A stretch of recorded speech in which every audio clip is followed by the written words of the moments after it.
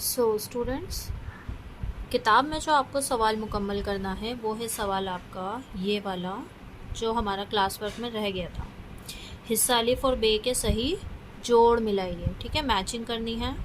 और ये हैं हमारे अल्फाज मुतज़ाद, ठीक है, यानी कि ऑपोजिट वर्ड्स। मैंने आपको क्लास में अच्छी तरह से समझाया है इसे, और अब आपको इसे होमवर्क में करना है। किस तरह से करेंगे? जैसे कि लफ्ज़ दूर है, दूर का मुतज़ाद पास, सबको मालूम है। अगला लफ्ज़ नेकी, नेकी का मुतज़ाद बदी, ये बहुत इंपॉर्टेंट है, एग्ज़ाम में भी आएगा। सुबह, सुबह का मुतज़ाद, सुबह का मुतज़ाद होता है शाम, रात नहीं होता, ठीक है। लड़का, लड़का का मुतज़ाद लड़की, ठीक है।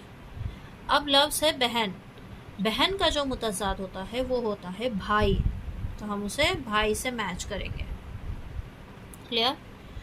आखिरी लफ्ज़ है गरीब, गरीब का मुतज़ाद होता है अमीर, ठीक है। सो ये वर्क आपको इस तरह से अपनी किताब में करना है, आपको इसे कॉपी में नहीं करना, सिर्फ़ और सिर्फ अभी किताब में करना है। सो ये है आज का आपका होमवर्क।